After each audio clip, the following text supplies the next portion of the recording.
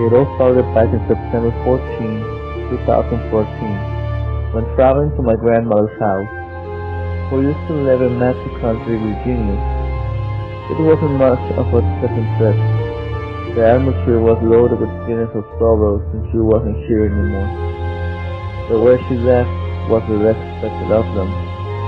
No one thought that she would be bothered by outsiders, since she was the kind of lady that always would help you out when in need. One of the most notorious features she had is the fact that she had a perfect hearing, even though she was missing her right ear. Who would have thought that this kindness would bring death upon herself by the hands of an agent of evil, so reckless of human lives? What kind of monster would do that to her? Why? Why would that monster will her to die like that? Why would the monster treat her like that? Why would that monster starve her to death?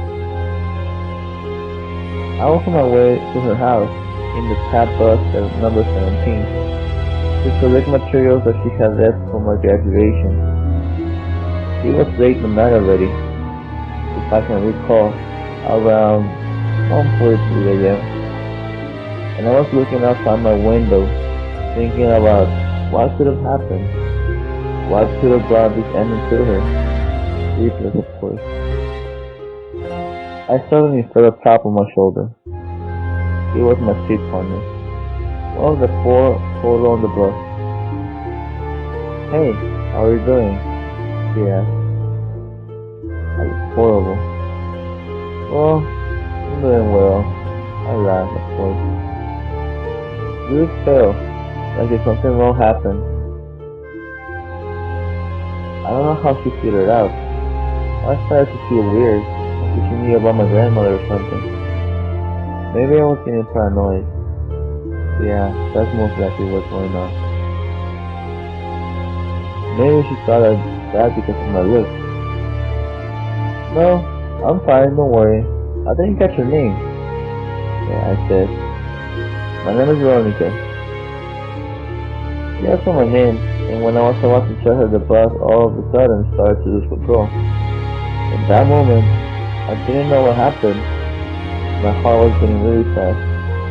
Apparently, it was because of flat tires. The bus driver asked us to get down from the bus to change the tire. The weather outside was cold, like 5 degrees Celsius. We were on a creepy, dark, mischievous looking forest. The trees looked like came out of a horror movie. Some of them looked like a people playing at us. The light from the moon didn't help at all. It made the shadows in the tree like if they were trying to get us.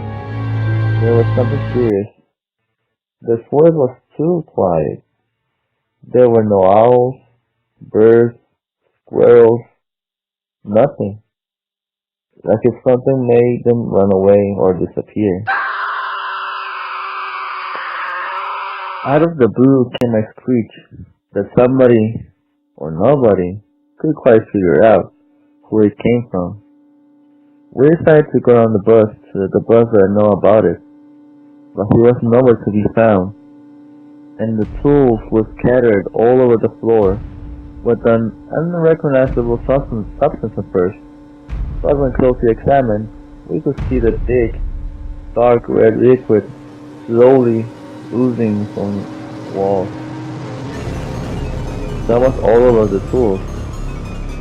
One of the passengers from the bus noticed that the body was being dragged from the bus over to the woods by the huge amount of blood that even under the light of the moon could be noticed. We all felt panicked, rushing down our bodies as we started running towards the entrance of the bus. We could not believe what just happened. Our bodies still shaken by the scene that happened by a couple of meters away from us, and we didn't notice anything.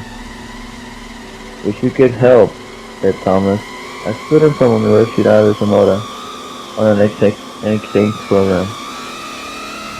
"We cannot stay here. Can you see what happened?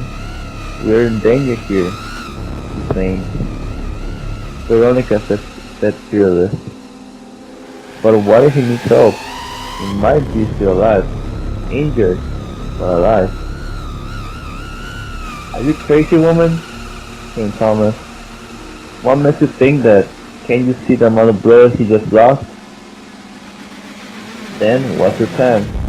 Wait here and wait for your death with whatever beast ate that? Replied Veronica. No one said a word but me. I'll come along. I'm not a quitter. Let's go find the bus driver. The other two passengers stayed at the bus, while we searched for the bus driver in the woods.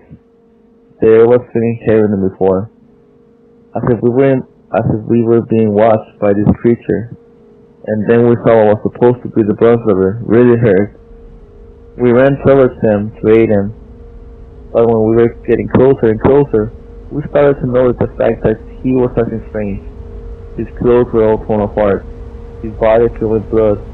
He seemed scared. Why wouldn't he? When we finally got a hold of him, we called him, but he wouldn't turn around. We got a little bit closer and closer when he finally noticed us. But this thing stood up, and at that moment we knew it wasn't human.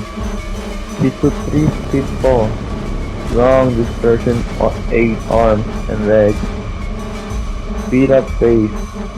His eyes looked as if he was dead, but that couldn't be possible, since it's right in front of us. This thing had the same characteristics as the creature that my grandmother used to talk about me. I thought it was only a myth, but it was real. The Wendigo.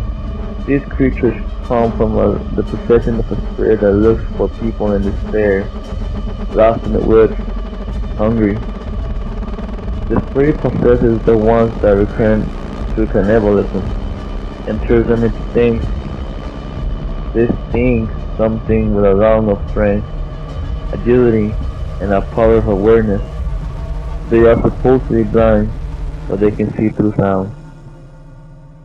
He was standing there when all of a sudden I started to go after us. Veronica and me started to run towards the bus. When we finally got there, we saw that 2 other people from the bus were dead. I couldn't believe that this was happening. When out of nowhere, the arm of this thing got through the roof of the bus and took Veronica from the neck and snapped it like she was a toy. I decided to go out of the bus with the hope that this thing would not grab me, when all of a sudden, something knocked me out. I woke up, tied up to a tree, and this thing was staring at me, but in an unusual way, like if this thing knew me. And then I saw it. I saw the beast was missing an ear. And I finally understood what happened to the grandma. She was not killed. She was not dead. She was just turned into one of these demons and came to make me one of them.